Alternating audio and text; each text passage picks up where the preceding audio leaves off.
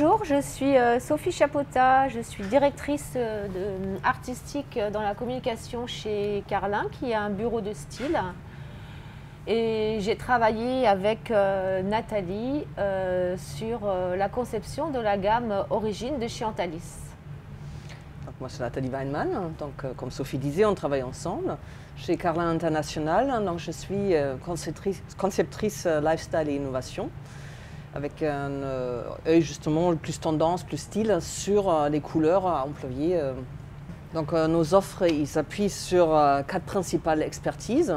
Donc évidemment la couleur, l'international, les RSE et l'innovation. Donc en sachant que Carlin est expert mondial de la couleur, donc on accompagne beaucoup de clients sur leurs décisions stratégiques en termes de coloration de leurs produits. Donc l'offre produit principale chez Carlin, c'est le cahier de tendance principalement, et puis il y a la partie contrat. Donc dans la partie contrat, on va travailler avec l'ADN de la marque et lui proposer des solutions marketing et créatives et en communication. Et le cahier de tendance, qui est un outil plutôt dans lequel le client va venir chercher toutes les dernières tendances. On a élaboré une cible avec eux, ils avaient déjà une cible. Il y avait une vraie demande en fait sur le marché par rapport à une gamme de papier en particulier. Voilà, qui était une demande plutôt nature, d'une gamme de papier nature, craft entre guillemets, qu'il fallait réinventer. Donc on avait des impératifs dans cette gamme et des impératifs de cible. Donc qui était un peu plus son côté épicurien ou maker, néo-artisanat et assez éco-concerné. Donc il y a une gamme, on va dire, accessible en termes de prix aussi, et une gamme de papier qui a à la fois une vraie originalité, un vrai caractère, une personnalité, mais qui reste quand même très versatile. Donc justement vis-à-vis cette quête d'authenticité, cette notion de respect par rapport à la nature, on s'est justement penché beaucoup par ces aspects, ces origines naturelles justement, pour travailler sur une naturalité assez importante pour nous, vitale, puissante, mais à la fois douce et bienveillante. Donc on a appelé cette gamme Origine. Avec un S, avec un S, donc plusieurs origines, donc parties dans du végétal, du naturel, du minéral aussi. Donc beaucoup d'originalité aussi dans la matière qui nous intéresse. Pour concevoir, on s'est inspiré justement pour les textures, mais aussi pour les couleurs. Dans cette gamme, on l'a voulu donc qu'on appelle Origine avec un S, donc plusieurs origines, de la minéralité. On l'a voulu à la fois brute et douce. Il nous semblait un peu important d'avoir une nature bienveillante, de parler d'esthétisme aussi. On a voulu une gamme élégante, un papier qui était éco, on va dire concerné, enfin pas le papier éco-concerné, mais qui était dans une notion d'éco, d'écologie, conservation de la nature.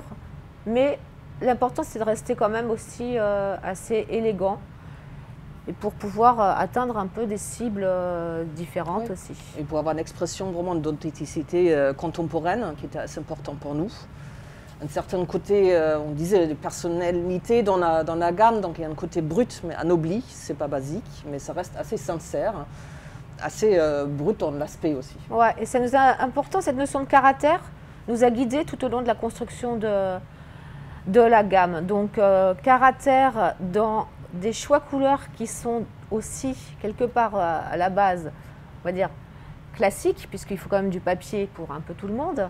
Mais on a toujours cherché, si on voulait des blancs, avoir une notion de caractère, du noir, une notion de caractère, et aussi que toute cette gamme s'assemble pour qu'un artisan, enfin ou que les utilisateurs puissent l'utiliser ensemble dans les recto verso, en plusieurs papiers. Ça nous a semblé intéressant, cette douceur, cette matité et en même temps ce caractère. Oui, c'est une vision d'ensemble, le travail des gammes, des couleurs, une par une possible, mais aussi en combinaison, en print, en association, que tout fonctionne, que ça se fasse un ensemble assez cohérent et versatile et assez riche pour le consommateur qui veut l'utiliser. Voilà, une naturalité esthétique comme on a pensé ça. Ça c'est le fil qui nous a tenus. Donc maintenant, on va parler de gamme de couleurs, justement, de développement. Donc on a travaillé sur 5 couleurs, tous d'origine naturelle, pour nous, pour exprimer justement ces origines, cette naturalité inoubliée qu'on voulait montrer. Donc la première couleur, effectivement, le blanc, donc qui est une blanc, si on le compare avec un blanc optique, hein, qui est beaucoup plus chaleureux. On a appelé chalk en anglais, calcaire en français, pour quelque chose qui a vraiment une aspérité minérale, quelque chose qui a à la fois une personnalité, un certain côté rugueux mais doux. On a voulu qu'il ne soit pas dans un blanc optique. C'était intéressant aussi de travailler sur ce blanc qui ne soit pas un blanc froid, parce que comme c'est Origins, notre gamme, on a toujours cherché cette espèce de brut adouci. Ouais. Ça a été quand même notre ligne rouge. Hein. Et donc, pas du tout un blanc optique, un blanc ultra glacier, etc. Mais plutôt quelque chose de chaud, sans être trop jaune aussi. Hein. Parce que ça, c'était un peu l'écueil du blanc. Oui, tout à fait, qui était à éviter. Donc, on trouvait un bel équilibre donc, pour un blanc assez naturel, qui exprime donc une minéralité, une sobriété qui n'est pas froide, justement, avec beaucoup de texture. Donc on voit vraiment cette luminosité qui est importante pour nous, mais basée sur une matérialité qui reste assez présente. Donc en ennoblissement et en proposition, parce qu'on a travaillé sur des propositions aussi d'usage du produit, c'est vrai qu'on a toujours voulu garder cette idée d'élégance et de modernité. Donc c'est vrai que l'écueil du blanc ou d'un blanc un peu jauni, d'un blanc un peu écru, nous a pas semblé très intéressant. Et dans les applications, ce qui nous semblait intéressant aussi, c'est de travailler sur des vernis ou sur des couleurs vives qui pouvaient s'adapter aussi. Et puis des beaux gaufrages. Donc passons à la deuxième couleur de cette magnifique gamme, justement, qui est donc le cereal, céréales en français. On voulait appuyer sur quelque chose d'assez réconfortant, assez chaleureux, nourricier. On pensait justement à des graines, à des céréales. C'est pour ça le nom aussi. Là, pareil, une origine naturelle qui nous paraissait importante. La couleur était assez difficile à obtenir. On voulait une couleur qui est à la fois un beige, donc justement inspiré un peu craft, mais ni trop gris, ni trop vert, ni trop bleu. Donc voilà. On a longtemps élaboré autour de cette teinte qui toujours cette notion de force, de profondeur, de douceur et aussi quelque chose d'assez chaleureux. Ouais, parce que l'écueil de cette teinte, c'est une teinte craft hein, qui est à peu près, déjà qui était à la base de la demande aussi. Et c'est vrai que c'est une couleur, dans notre benchmark, quand on a regardé aussi, parce que c'est ce qu'on a fait aussi, l'élaboration les autres gammes, il peut y avoir un gros écueil sur cette couleur qui n'est pas facile ni en print, ni en produit, ou trop vert, on tourne vers le vert, on tourne vers le jaune. Et du coup, il n'est pas si transversal, ni si utilisable pour tout le monde. Donc, il est vraiment quelque chose qui est à la fois polyvalent, mais assez élégante. C'est ça, contemporain. Et cette élégance, ça a été important, surtout pour cette couleur céréale qui se retrouve dans toutes les gammes, on va dire craft entre guillemets, quoi. On a voulu un peu la rehausser dans les applications, dans les usages, hein, dans notre conseil en ennoblissement. On a trouvé ça intéressant dans une gamme craft comme ça, de la switcher avec des couleurs fluo, une élégance, hein, justement travailler sur le doré, casser l'esprit beige classique et travailler vraiment sur une alliance aussi de blanc. On voulait toujours que toute la gamme puisse travailler ensemble et être utilisable, donc le blanc, enfin ce chalk, le calcaire chalk avec Cereals, que ça soit toujours en partenaire et dans une même égalité de ton. Donc, compte tenu d'un éventail de la gamme, donc, justement, à part des blancs, on a besoin d'autres neutres clairs, ça c'est important. On s'est basé sur une inspiration assez minérale pour la couleur qu'on a appelée Pebble, donc galet. Un gris clair assez doux qui ne vire ni sur du vert, ni sur du bleu, ni donc le même combat en fait, comme avec le Cereals. Parce que c'est quelque chose d'assez polyvalent, assez chaleureux, assez doux et facile à utiliser pour différentes versions de l'usage. Voilà, parce que l'écueil toujours de ces neutres, c'est qu'on en trouve tout le temps, partout. Et nous, notre ligne, ça a été aussi de trouver toujours cette notion de caractère et de puissance quand même dans nos couleurs. Et du coup, ce gris, on l'a travaillé pour qu'il puisse déjà être en correspondance avec nos autres couleurs. C'est-à-dire que là, on arrive avec du chalk, cereals et pebble, et qu'ils aient toujours cette notion de modernité et d'identité. Parce que les gris, ils peuvent être très froids. Ça, c'est un écueil. Et on n'a jamais voulu avoir une couleur froide. Ouais, et c'est une couleur qui change beaucoup par rapport à la lumière aussi. Donc on ne voulait pas non plus, on a essayé de voir vraiment à tous les moments de la journée, toute lumière artificielle, naturelle, etc., qu'elle ressorte bien. Ce n'est pas toujours le cas avec les gris. Donc nous, on a bien aimé aussi le travailler, toujours réveiller ces couleurs naturelles. Donc le travailler avec des gaufrages, bon, ça c'est assez usuel, mais aussi le travailler pour révéler cette couleur avec des couleurs, on va dire, beaucoup plus toniques, dont là un jaune et puis un blanc. Donc là on voit un peu l'usage de la gamme avec toujours cette notion de contemporanéité, d'élégance et de modernité. Et on voit bien sur cet exemple, en fait, l'équilibre au niveau de hauteur de ton qu'on voulait trouver aussi. C'est-à-dire, même des couleurs claires sortent sur ce support qui claire lui-même. Ouais, ça c'était important. Ouais. Moi, c'était ma partie communication pour cette notion de... C'est pour ça qu'on travaillait toutes les deux d'ailleurs ensemble. Dans le print, dans l'usage après, faire toujours attention que l'usage puisse être ou en sombre ou en clair. Et on a toujours essayé de garder une hauteur de ton qui pouvait avoir des usages multiples.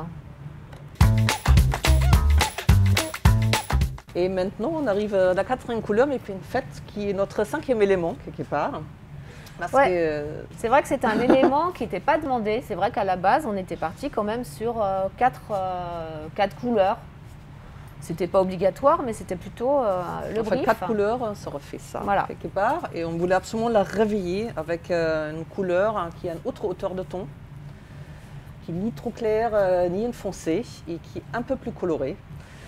Donc on s'est basé sur l'indigo, dans sa chambre d'indigo, et donc une minérale qui est utilisée pour la teinture depuis des lustres de temps, donc une origine naturelle, évidemment, qui fait référence beaucoup aussi au workwear, au denim, au jean, quelque chose, un héritage qu'on a un peu tous en commun et qui nous est tous un peu sympathique quelque part. On a tous une histoire, une story avec son jean. Donc on voulait un indigo qui est assez tempéré, assez doux, assez présent en termes de couleur par rapport aux autres, qui s'associe aussi bien derrière, qu'on peut le combiner avec le blanc, avec quasiment chaque couleur, ça fonctionne bien.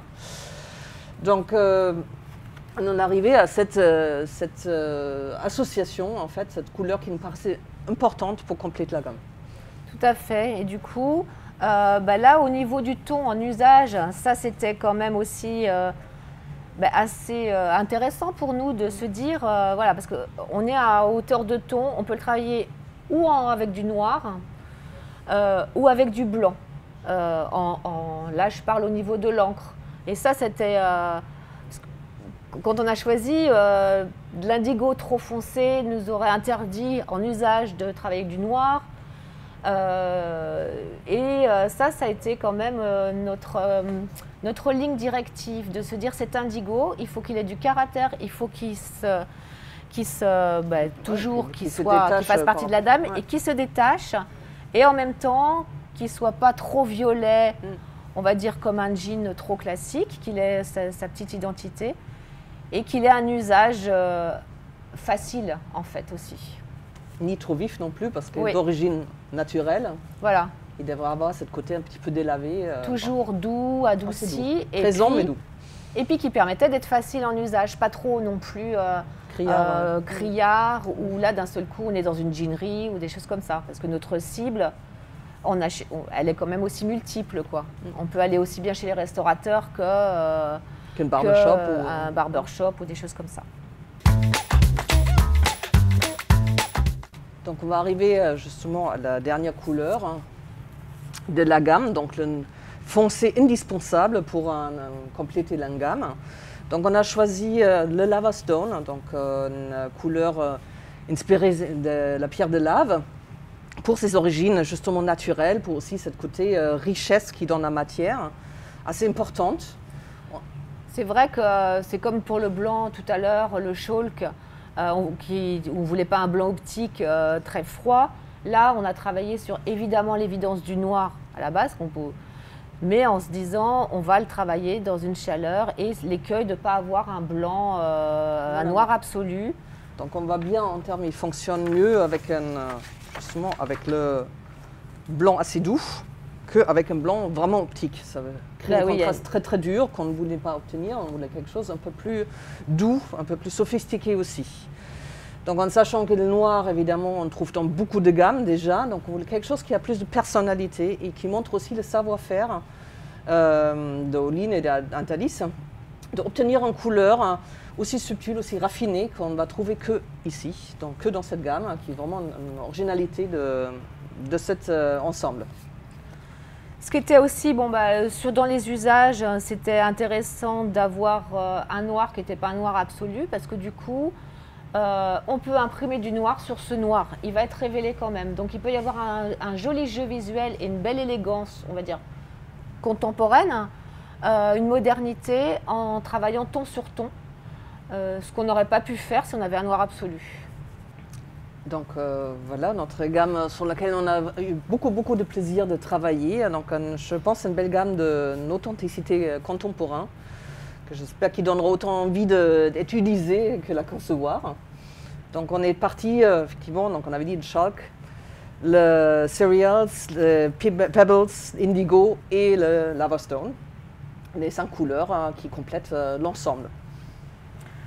Ça a été un réel plaisir aussi de travailler sur cette gamme, de penser toujours aux usagers et à notre cible, de pouvoir essayer d'équilibrer et de proposer plusieurs associations, de travailler toujours sur les tons. C'était un bon exemple de complémentarité entre, chez Carlin, entre la partie style et expert couleur, et puis la partie communication, plus expert en noblissement sur le papier et on était ravis de voir déjà des réalisations proposées en démonstration par Antalis qui donnent un bel aperçu de ce qu'on imaginait qui pourrait être fait avec cette gamme. Oui, on était ravis parce que entre nos préconisations et la réalisation, il n'y a pas eu du tout d'écart. Et ce qui a été préconisé et ensuite réutilisé en usage est très beau. Et je pense que les utilisateurs vont bien pouvoir s'amuser avec. Oui.